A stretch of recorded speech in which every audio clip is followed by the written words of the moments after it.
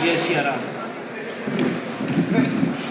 विश्व हिंदू परिषद की केंद्रीय बैठक गत मास प्रयाग में संपन्न हुई और हमारी व्यवस्था के अनुसार केंद्रीय बैठक के बाद में प्रत्येक प्रांत की एक बैठक होती है जिसमें समस्त जिलों से जिलाधिकारी आते हैं और जम्मू प्रांत की ये प्रांतीय बैठक 2 दिन की कल से यहाँ चल रही है। इस निमित्त मेरा यहाँ आना हुआ।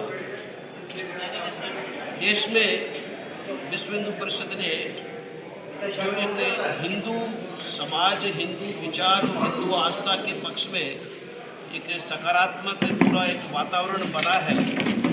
अयोध्या में श्री राम जन्मभूमि मंदिर के निर्माण पूरा होने पर, प्राण प्रतिष्ठा होने पर और उसके बाद में हाल ही में संपन्न प्रयाग में महाकुंभ के अवसर पर हिंदू समाज के समस्त बंधुओं का बड़ी मात्रा में सहभागी होना हिंदू समाज, हिंदू आस्थाओं के प्रति एक पुनरुद्धार का सा हमको अनुभव कराती है।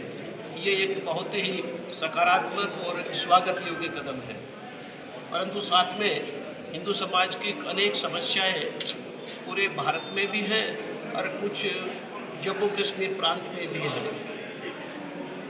मंदिरों का एक विषय है कि जो मंदिर सरकार के नियंत्रण में हैं उन मंदिरों का जो धन है, उसकी संपत्ति और उसके आय का दुरुपयोग सरकारी योजनाओं में होता है या हिंदू धर्म के अलावा अन्य धर्म के लोगों को सहायता देने में किया जाता है।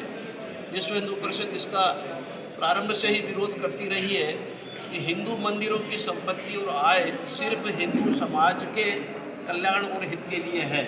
इसलिए समस्त हिंदू मंदिर जो सरकारी नियंत्रण में हैं उनको पुनः सरकारी नियंत्रण से बाहर कर हिंदू समाज को सौंप दिया जाए। इस प्रकार का आह्वान, इस प्रकार की मांग विश्व हिंदू परिषद ने की है। एक बहुत ही प्रसन्नता की बात है कि जम्मू कश्मीर प्रांत में यहाँ के उच्च न्यायालय ने एक मंदिर जो विवादित था, जहाँ पर हम यहाँ बैठे हैं, श्री रघुनाथ मंदिर कठुआ का विवाद को समाप्त करने के उद्देश्य से विश्व हिंदू परिषद को इसके उचित प्रबंधन के लिए इन्होंने दिया है और न्यायालय ने ये व्यवस्था दी है। इसके बाद में मंदिर का एक तरह से जीर्णोद्धार भी विश्व हिंदू परिषद के कार्यकर्ताओं ने किया है और एक ट्रस्ट का निर्माण करके स्थानीय व्यक्तियों द्वारा, न कोई इसमें राजनीति है, न कोई केंद्र का, न कोई बाहर के व्यक्ति, कठुआ के ही व्यक्ति, यहीं के रहने वाले व्यक्ति, यहीं के जिन लोगों ने यह बनाया उनको साथ में लेते हुए एक प्रयत्न हिंदू समाज का साथ लेकर के ट्रस्ट का निर्माण किया और उस ट्रस्ट के माध्यम से इस मंदिर की व्यवस्था होती है। तो ये एक उदाहरण है कि मंदिर हिंदू समाज ने या उस समय के राजाओं ने दिए थे, जिनका प्रबंधन हिंदू समाज के हित में होना चाहिए। एक बहुत ही दुख का विषय है कि हिमाचल प्रदेश की सरकार ने एक आदेश पारित किया है कि हिंदू मंदिर सरकारी योजनाओं में धन लगाएंगे। सरकार के पास पैसे की कमी है और इसलिए वो हिंदू मंदिरों के धन का एक तरीके से दुरुपयोग कर रही है। कहाँ तो पिछले वर्ष के इतिहास में सरकारें और राजा, जम्मू तो इसका जीवंत उदाहरण है, मंदिरों के लिए अपनी संपत्ति दान करते थे, धन देते थे, जमीन देते थे।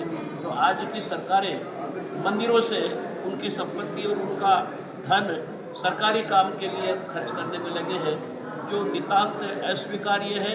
विश्व हिंदू परिषद इसका विरोध भी करती है और इसको नहीं होने देगी, इसके लिए अभियान चलाएगी। जम्मू में हिंदू समाज की स्थिति कुछ विचित्र सी है।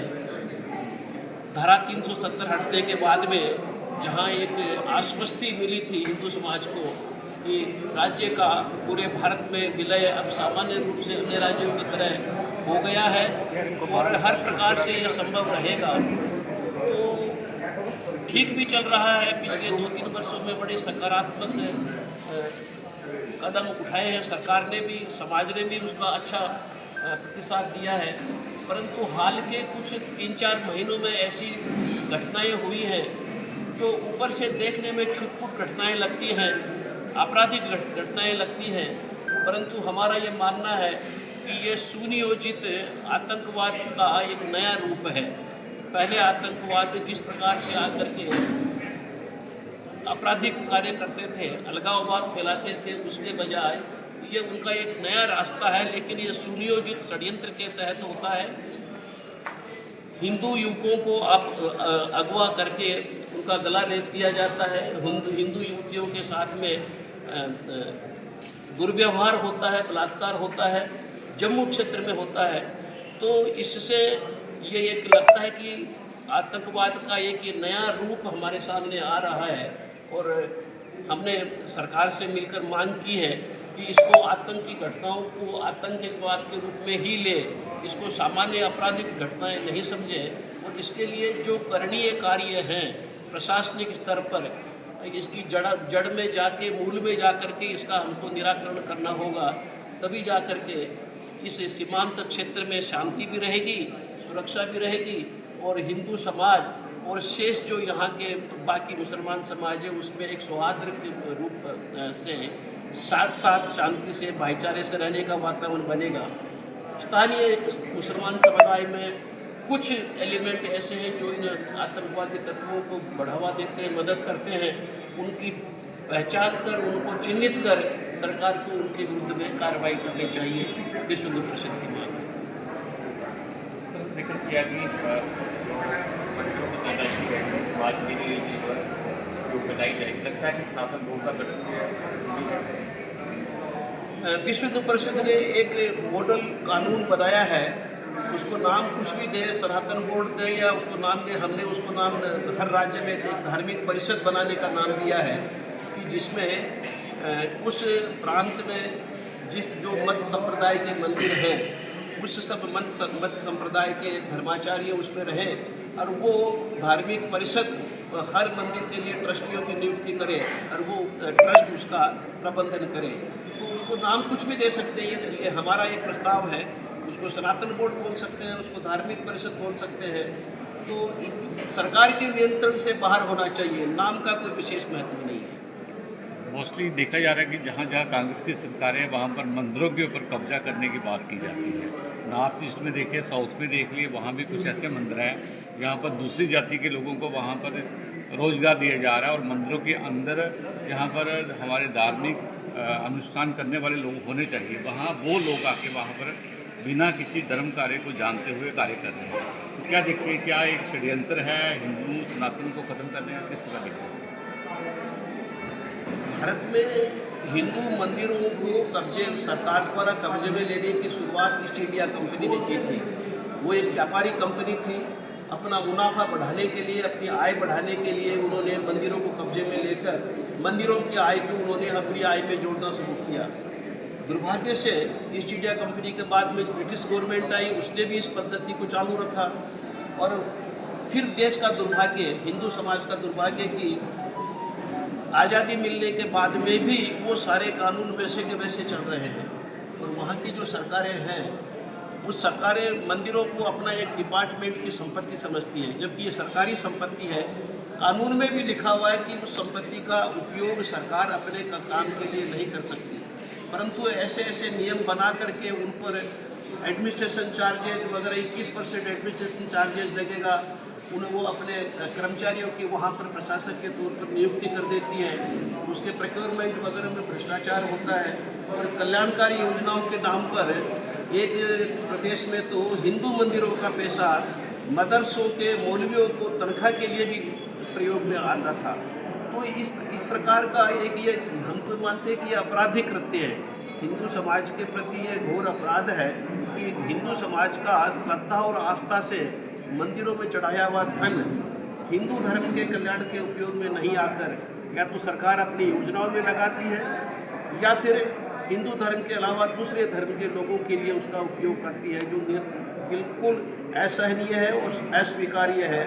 विश्व हिंदू परिषद ने इस विषय में अनेक राज्य सरकारों से बात की है, और हम इसको एक अभियान के रूप में लेंगे।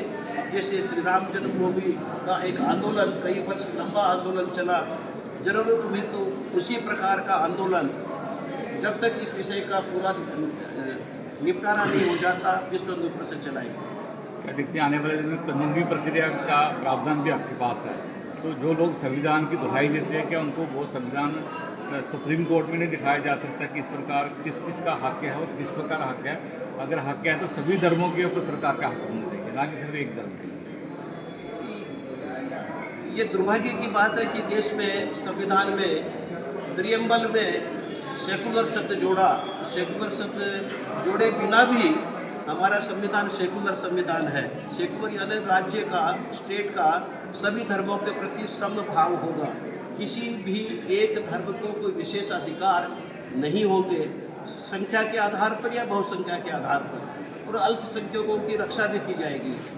ये यहाँ तक तो सब ठीक है, परंतु सेकुलर का नाम लेकर सेकुलर के नाम के नीचे सिर्फ हिंदू मंदिरों पर कब्जा करने की प्रवृत्ति, हिंदू मंदिरों की आय को हड़पने की प्रवृत्ति और हिंदू मंदिरों की संपत्तियों को खुर्द-बुर्द करने की प्रवृत्ति, और बाकी किसी धर्म के बारे में, किसी भी धर्म के पूजा स्थल के बारे में सरकार की कहीं कोई चर्चा भी नहीं होती।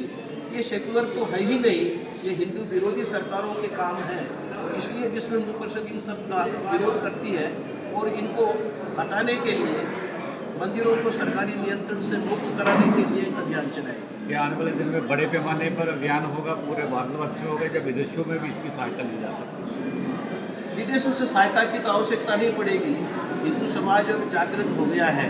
अभी आपने राम मंदिर जन्मभूमि के निर्माण के लिए जब हमने हिंदू समाज से धन संग्रह के लिए हम गए, जितनी आवश्यकता थी उससे अनेक गुना हमको हिंदू समाज ने दिया।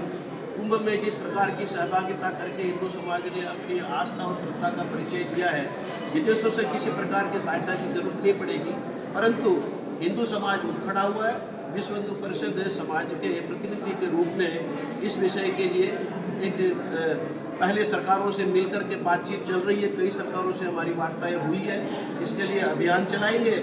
आंध्र प्रदेश के विजयवाड़ा में अभी हमने एक सार्वजनिक बैठक की जनवरी में, जिसमें लगभग 4 लाख आंध्र प्रदेश के गाँव के हिंदू और करीब 400 संतों ने सहभाग किया और एक स्वर से उन्होंने मंदिरों को सरकार से मुक्त कराने की मांग की है। तो इस प्रकार की जनसभाएं, जागरण या अभियान पूरे देश में चलाया जाएगा। हालिया दिनों में कठुआ जिला में बिलावर में हिंदुओं को प्रताड़ित किया जा रहा है और 2 ऐसे मामले हुए जिसमें 3 लोग पहले मारे गए, फिर 2 मारे गए। तो क्या समझते हैं, क्या इस प्रकार का क्रम चलाया जा रहा है जिसमें हिंदुओं को प्रताड़ित किया जाए, जहाँ पर बहुल संख्या में दूसरी जाति के लोग हैं? तो इस प्रकार किस प्रकार देखते हैं? जैसे मैंने अभी पहले निवेदन किया कि आतंकवाद का यह नया रूप लगता है। जिस प्रकार से आतंकवाद इस जम्मू कश्मीर प्रांत में पहले रहा, उसके स्वरूप को बदल करके छुटपुट घटनाओं के माध्यम से, छुटपुट घटनाएं प्रति सप्ताह कहीं न कहीं होना, ये एक आपराधिक अलग अलग घटनाएं नहीं है। हमारे विचार में ये एक सुनियोजित षड्यंत्र है। आतंकवाद को पुनः प्रांत में लाना, प्रांत के जनजीवन को डिस्टर्ब करना, व्यवधान डालना, और जो सौहार्द धीरे धीरे बन रहा है, शांति धीरे धीरे स्थापित हो रही है, उसको पुनः खंडित करने का ये षड्यंत्र है। और सरकार को इसको एक सुनियोजित षड्यंत्र के रूप में देखने का ही हमने निवेदन किया है। अमृतसर में कल एक मंदिर के ऊपर विस्फोट हुआ है, उसको किस प्रकार देख रहे हैं? क्या आतंकवाद पंजाब में फिर से आ रहा है, वापस आ रहा है? इसको आतंकवाद माने या नहीं, क्योंकि अब बिल्कुल नई घटना, रात के 12:30 बजे की घटना है। सुनसान समय में मोटरसाइकिल पर 2 युवक आए, एक ने